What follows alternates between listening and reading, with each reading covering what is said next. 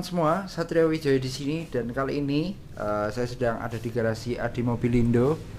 Kita sedang tidak membahas tentang Jimny dulu karena vlog Jimny-nya baru saya bikinkan daftar harganya.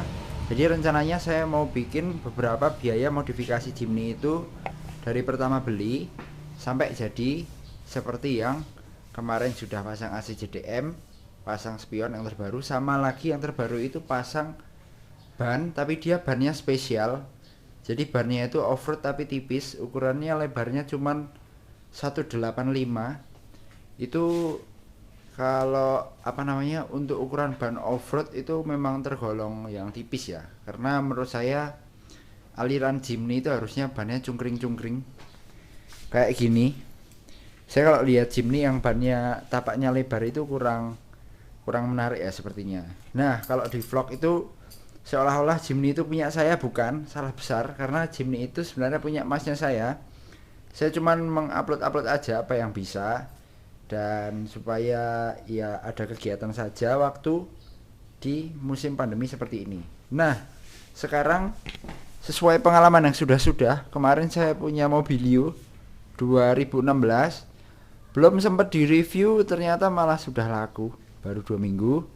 Nah, ternyata dari situ muncul ke gelauan ya, karena belum di review mobilnya kok sudah laku. Oke, sekarang kita akan bahas ini dulu. Toyota Agya tahun 2016, varian G yang manual. Mobilnya asli AB. Hari ini semalam sudah dicek orang, namanya Mas Agus kalau nggak salah. Mas Agus sama siapa ya, saya lupa, soalnya banyak yang nanya. Ada yang nanya motor, maksudnya nanya mobil yang lain, yang nanya AG ini namanya Mas Agus kalau nggak salah. Anggap aja begitu, Mas Agus. Semalam sudah senang, mobilnya sudah mau transfer, sudah mau bayar, tapi ternyata dia terkena limit, jadi nggak bisa transfer lebih dari 50 juta. Tapi oke, nggak apa-apa, saudaranya sudah senang, dan semalam dia mau DP, tapi saya bilang nggak usah. Oh iya, ini jadi videonya bukan review ya, jadi videonya ini malah jadi menjual mobil impian. Kalau Mas Wahid membeli mobil impian, saya vlognya menjual mobil impian. Nah, jadi ini semalam dia sudah seneng, orangnya sudah sudah mau DP sebenarnya, tapi saya nggak mau. Mas, sudah sampean percaya aja sama saya, mobilnya nggak tak kasihkan siapa-siapa, mobilnya buat masnya, nggak perlu DP. Besok masnya kesini aja bawa buku tabungan, kita pindah buku atau tarik tunai di bank, nanti saya bawa, mobilnya diserahkan. Saya sebegitu. Nah, oke, ngomongin tentang Toyota Agya ini adalah mobil yang harga secondnya sekitar 80 sampai 90 jutaan. Ini deal di harga sekian juta. Pokoknya ya segitulah ya. Ini adalah mobil ke 2 bulan ini yang terjual. Mari kita cek dalamnya. Ini ya, sebenarnya videonya tuh campur-campuran ya, antara video menjual mobil impian sama review. Nah, sedikit-sedikit aja kita bahas. Nah, mobil ini adalah mobil 5 penumpang yang basic ya, maksudnya ini mobil nggak menawarkan fitur-fitur yang mewah atau apa, cuman semua fitur basic yang harusnya dimiliki oleh mobil itu ada di mobil ini. Jadi ada AC pastinya ya, AC ya, power steering pastinya, dual airbag pastinya ya, tetap basic layaknya sebuah mobil yang basic. Tapi ini nggak murahan juga, nggak rewelan, maksudnya dengan harga yang segitu oke lah, mungkin bisa dapat mobil mewah yang jadul gitu, kayak Camry lawas atau apa lawas. Cuman ini menang di tahun muda, jadinya nggak begitu banyak ragat ya, tinggal pakai aja. Nah, ngomongin tentang Toyota Agya, sejujurnya saya itu agak kaget sama powernya, tenaga bawahnya ya, karena mobil Agya ini itu 3 silinder teman-teman. Bisa kita lihat 3 silinder 1000 cc.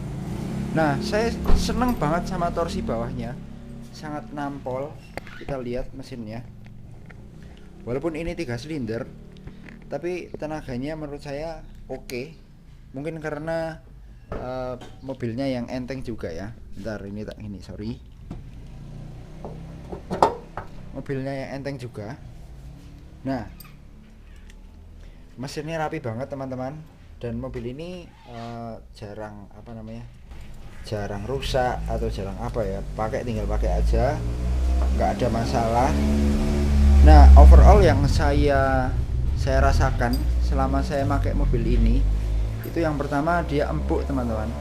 Dia empuk, suspensinya, kaki-kakinya oke, nggak gludak-gluduk lah. Kalau kemarin Mobilio itu sebenarnya saya ngerasa trim-trimnya, plastik-plastiknya tuh agak kendo-kendo gitu. Tapi oke, mungkin itu ngomongin tentang Toyota yang memang punya durability yang bagus ya.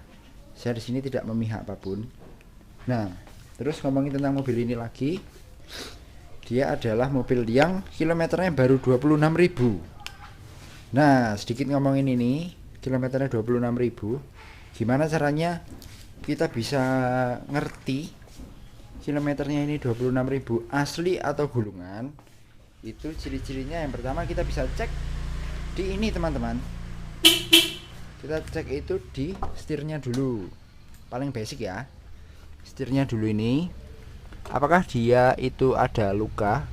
Setahu saya kalau mobil itu belum ada 50.000, ininya itu jarang banget ada yang luka, kecuali memang dilukai karena drivernya emosional gitu atau barusan diputus gitu ya, terus ini disuek-suek nganggo silet. Aku beda cerita lur. Nah, terus yang kedua, ciri-cirinya adalah kita lihat bannya itu masih tebal enggak kira-kira kalau misal untuk baru jalan 26.000 gitu. Contoh ya, kita lihat di ban belakang sini. Ini bannya masih tebal banget.